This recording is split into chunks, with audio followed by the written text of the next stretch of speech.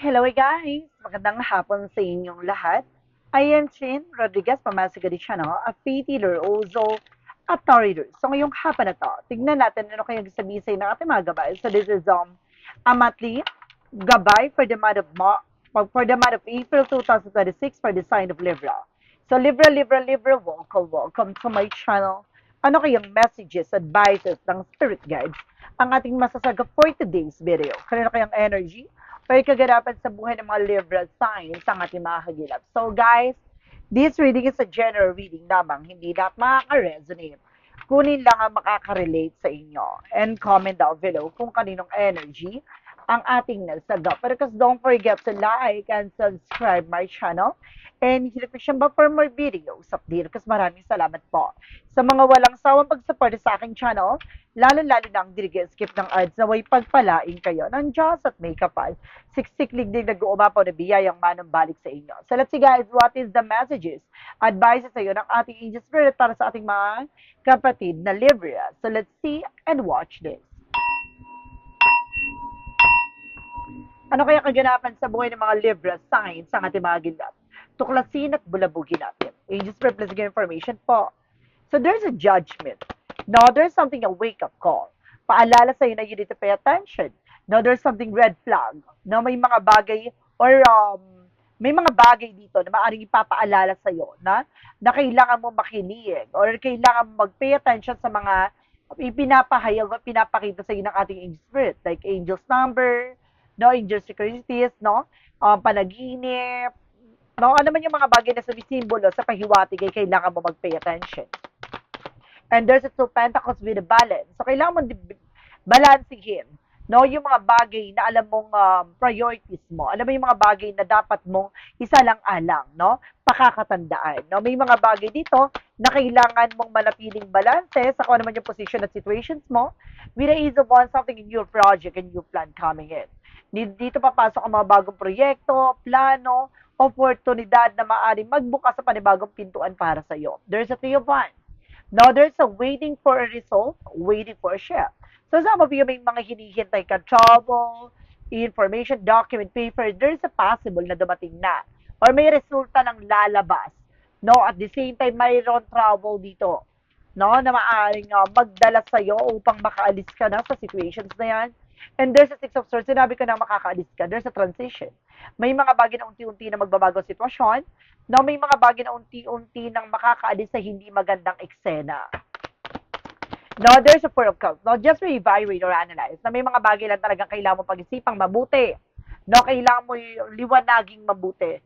No, pag-isipang mabuti yung mga bagay no, bago ka mag-take ng action and any decision. What is the judgment? The judgment represent what? No, represent with the King of Swords. With the Stop the Pattern, may paalala sa'yo, no, isang paalala na kailangan putulin, alisin no yung mga bagay na hindi nagsiserve. No, ang King of Swords, something is stop the pattern, being wise, no, just being intelligent when it comes for your decisions.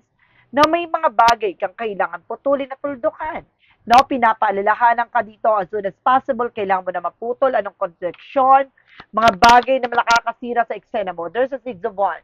So there's something a victory coming in. May tagumpay na maaring mangyari, manatiling balanse, no, with the two pentacles. Kung gusto mo magtagumpay, kailangan mong consistent ka sa ginagawa mo. Not persistent ka sa ginagawa mo. And there's a four of wands. So there's something celebration coming in. No, ito yung bagay na maaring magkakaroon ka ng gathering with your family, celebration with your work, with your business, and this is something a new plan or this is something new creative expressions like idea, knowledge na maaaring magbukas no, sa panibagong pintuan para sa iyo. What is the Three of Wands? There's a way of fortune with a turning back. So talagang na iikot ng kapalaran. No? There's a destiny to happen. Bagay na talagang ano man yung bagay na hinihintay mo, mangyayari na talaga siya. No? Lalabas na ang resulta, lalabas na yung mga bagay na para sa talaga, no? Paparating na ito, no? Ang ikot ng eksena ay maaaring pumabor sa iyo. And there's a five of swords. So there's something a self-sabotage, no? With the six of swords, there's a transition, no? Kailangan mo makaalis sa hindi maganda sitwasyon para parang pinapakita dito na kailangan mong mabago or tanggalin yung mga toxic at negative sa paligid mo para hindi ka nahihirapan at hindi ka na parang nagkakaroon dito ng self-sabotage, no? Para hindi ka naiipit sa eksena na to. Parang ganon. No, ikaw kasi yung naglagay sa sitwasyon mo, ikaw rin makakagawa na para makaalis ka dyan. No?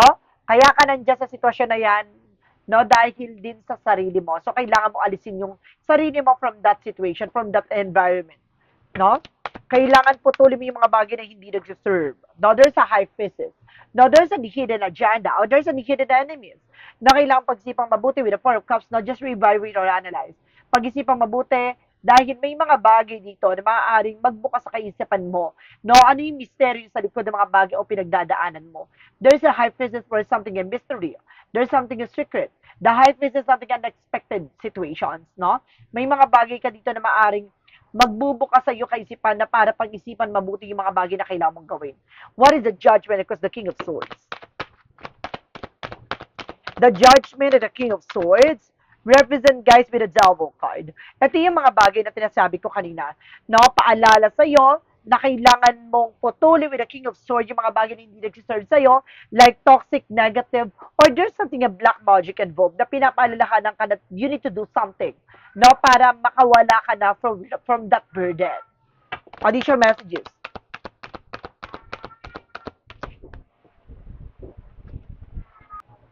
Now, let's see. Oh my God. Sorry guys, na-interrupt ako. Na-stop ko siya for a minute. Pero continue na tayo. Okay. So there's a Eight of Pentacles. There's something at work. Not just focus on what you're doing, manatili kang balance. Kung gusto mo magtagumpay sa ginagawa mo, kailangan mong alisin yung mga bagay na hindi nagsiserve or yung mga bagay na makakapagpa-distract sa'yo. Now, what is the Ace of Wands? That is the Four of Wands. So, this is something a Page of Cups. Now, listen to your intuition and listen to gut feeling. Makinig ka sa nararamdaman mo. Na ano man yung mga bagay o plano mo, gawin mo to. No, at huwag ka nagkukwento muna sa ibang tao. There's an evil eye. No? Yung mga plano mo, kaya hindi siya natutuloy kasi may mga evil eyes sa paligid mo. And there's an effort, just being mature enough and being grounded. Kung gusto mo mabago ang ikot ng kapalaran mo, baguhin mo yung mga bagay na maaring mga bagay na sinisimulan mo or mga bagay na ginagawa mo. So, kailangan magkaroon ka ng maturity, authority, at the same time, discipline and respect, no, sa mga bagay na gusto mo mangyari sa buhay mo. No? So, there's something Ace of Swords, something in mental clarity, bagay na maaaring magbibigay ng liwanag, linaw sa iyong isipan. No, kailangan mong matauhan, maliwanagan na kailangan mo na mabago, no, ang mga nakasanayan na kagawian mo. And this is the King of Cups. You are also devoted and supportive person. But definitely, there's something like, there's a hidden agenda. So, kumbaga kailangan pag-isipang mabuti, no? You are also devoted, pero ang nangyayari, inaabuso ka, no, from toxic environment. So, kailangan mo mas maging aware. No, maraming hidden agenda, maraming mga bagay, no, sa likod nito or mga bagay na habang nakatalikod ka, kaya kailangan mo mag-isip-isip. No, let's see what is the actual messages for the outcome. There's a tower moment for the major changes. At yung sinasabi, pinapaalalahanan ka, putulin mo yung mga bagay na hindi nagsiserve sa'yo. No, with the King of Swords, with the Devil card, dahil there's something a black magical toxicities. No, with the tower moment, this is something chaos.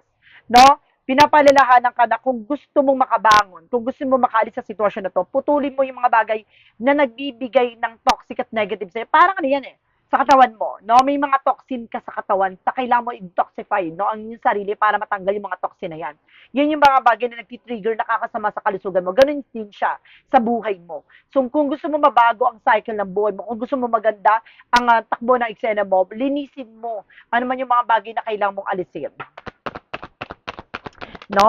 Ibig sabihin, may mga nakasanayan ka, nakagawian ka, o may mga tao sa paligid mo na very toxic and negative.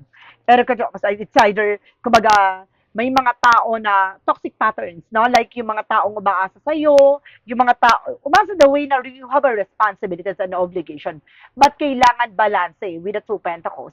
Ang nangyayari kasi dito, there's something na parang abusive, no? Parang abusado, ganon. And this is strength, be confident. Nakasamang loob mo. Maging matapang ka dito. So, definitely guys, na nagkakaroon ka ng alinlangan kasi parang it's either you are also a breadwinner, no? You are also a provider. No? Kumbaga na ano kayo, masyado ka kasing maawain, no? Masyadong mababa ang kalooban mo sa mga bagay-bagay, no? Para mas maganda lang ibigay mo lahat ganon. And there's a tendency with the sabotage. Talaga sinasabotahe ka. No? There's something traitor. No? Talagang tinatrader niya yung mga bagay na na gusto mong simulan, no? Parang, yun nga, no, nahahata ka na negatibo na yon. And there's a death card. So there's an ending. So may mga bagay na tatapusin na. No, tutuldukan na. No, ang negatibo, toxic, no? And of course, there's a chart for action movement. Magkakaroon ng changes and development sa situations mo. No, magkakaroon na ng mga bagay na maaaring magdala sa'yo ng panibagong eksena. No, paparating na. No, baguhin mo na yung mga nakasanayan mo dito. And there's a Queen of Wands, be confident with a Page of Swords, being curiosity. Kailangan mo unti-unti mo lakasan ng loob mo. Alamin mo yung mga bagay na alam mo, na alisin mo yung ego and pride, no? Na parang, kumbaga, natatakot ka sa mga part na kung ano man yung bagay o misteryo sa likod niyan, kailangan lakasan mo ang loob mo. Kasi kung hindi mo malalakasan ang loob mo sa pagsasalita or may mga sasabihin ka, no, towards, no, sa malalapit sa'yo, hindi mababago ang cycle. So, kailangan mong lakasan ang loob mo, no, para mabago yon. So, let's see. What is the additional messages tayo with an angel spirit, no? Pagdating naman tayo sa finances and career, love life, at kalusugan. Okay, re-proceed na tayo, guys. So, finances and career, love life, at kalusugan. Shuffle ako ng very life. Okay, so there's something, guys, with a hermit card. Pagdating sa finances and career mo, there's something spiritual enlightenment, no? Spiritual awakening. May mga bagay na mumulating ka, gigising ka sa situations na to. And of course, there's a Knight of Wands for something perseverance. So, continue what you're doing. Na magtiyaga ka sa ginagawa mo, na pagdating sa business, no, sa trabaho, continue what you're doing. And there's a partnership. So, may mga bagay na parang mumulating ka dito. Hindi pwedeng one-sided, hindi pwedeng ikaw lang na ikaw. There's a third parties. No, there's something unity, celebration coming in. So, mayroon dapat pagtutulungan. No? Pagdating sa business, sa trabaho, and there's a seven of sneakiness. Now, there's a cheating lying on you. Mayroon dito maaring niloloko ka, tinatraidor ka, with a three of swords, so maaring there's something backstabbing, cheating, lying. So, mayroon kasi sinungalingan dito, there's a third party involved. No, with a partnership. There's something a third party talaga pagdating sa love affair. No? Na nakaka-apekto pagdating sa karir mo. May ibig sabihin nito, that there's a hermit card na may maaring ginawan ng hindi maganda. No, there's a hypnotize o maaring there's a gayuma, ganon. So, mayroon ba maaring konektado to pagdating sa karir mo? Pagdating tayo sa love life, so there's something at 12 wands, so there's a choices. Piliin mo lang yung mga taong pagkakatiwala mo dito. And of course, there's a five of wands, there's something complication. So tulad ng sinasabi ko, may mga bagay na maaaring nagbibigay komplikasyon with the seven of pentacles.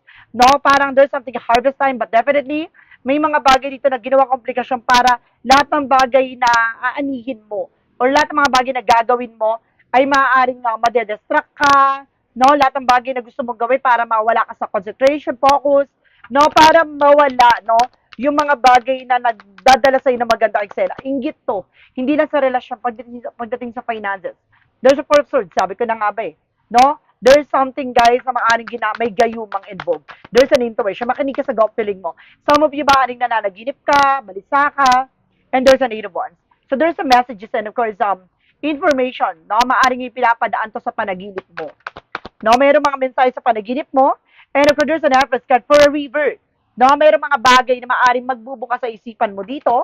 No, may babae dito na maaring gumagawa sa iyo o sa person mo. Pagdating sa kalusugan, so there's something nga, is a pentacles, kaug na yung final, gusto nitong gumastos ka, no? Gumastos ka ng gumastos ka pagdating sa kalusugan. And there's an Knight of Wands for slow and steady. Unti-unti lang yan. No? Unti-unti mo nang mararamdaman yan. And there's a Nine of Pentacles, there's a potential for abundance. May potential para maging maganda ang kalusugan mo, nga lang very toxic at negative yung paligid mo. No, hindi maganda ang nasa paligid mo. There's the lover. Sabi ko na nga ba, parehas kayo ng person mo na maaring ginagawan even sa kalusugan. And there's a Five of Pentacles, see, para maghirap. There's a financial crisis. Nakita mo yan, may mga karamdaman. Gusto nito maghirap kayo. No? Gusto nito magdusa kayo. Ayun yung bagay na ginawa sa inyo. No, ngayong April na to ay pagtuklas upang malaman mo ang kababalaghan na nangyayari sa buhay mo. Let's see, what is the magic of her messages advices? Ayan ha, pagtuklas to para sa kababalaghan na nangyayari sa buhay mo upang masagot ang mga katanungan mo sa likod ng mga bagay na nangyayari sa inyo. With the magic of her messages, there's the sun, meron kang anak na lalaki, o maaaring nag-iisang anak na lalaki person mo, it's either you or person, and ask for what you want. No, kailangan mo lumapit, no, sa ating Panginoon yung mga bagay na gusto mo at kailangan mo. What is the yin and yang oracle card? Represent with the present, abundance, gratitude. No, may mga bagay na maaaring with the present moment, magiging masagana ka. No, there's an alchemy with the ancestor guides na ginagabayan ka na mahal mo sa buhay na yumao. No, may gabay dito na gumagabay sa'yo. And there's a star for something healing and recovery, wish fulfillment, and decision, something a pattern. No, binibigyan ka ng pahiwatig, no, paalala na kailangan mo mag-pay attention sa mga nangyayari sa paligid mo. For romance angel, for mystic love oracle deck, there's an unfinished business. Meron ditong naghiwalay na mag-asawa na maaaring hindi pa tapos. No, there's a regret. No, may mga pagsisisi, panghihinayang na maaaring nangyari or maaaring ngayon ay magbubukas sa para maliwanagan ka na kung ano yung nangyari or naganap sa nakaraan. Eternal love. There's an everlasting promises. Tulad na sinasabi ko, it's all about love. It's all about third parties. What is the Jesus loving quote said? You are the light of the world. Ikaw yung magsisilbing liwanag. So ngayon natuklasan mo na. Ikaw yung magbibigay daan upang makita mo at masilayan mo ang mismong journey mo tungo sa magandang eksena at panghabang buhay na pagmamahal. So guys, there's something a monthly gabay for the month of April 2026 for the sign of Libra. So Libra, maraming salamat for this wonderful reading. So once again, this reading is a general reading namang hindi lahat makaka-resonate. Kunin lang ang makaka-relate sa inyo. And comment down below kung kaninong energy ang ating nasagap. And because don't forget to like and subscribe my channel and hit notification bell for more videos update. Maraming salamat sa mga walang sawang pag-support sa aking channel. Lalo-lalo lang skip ng ads sa way pagpalain kayo ng Diyos at may kapalit siksik liglig na guumapo na biyayang manang balik sa inyo. Maraming salamat and see you the next video. Bye-bye and babush!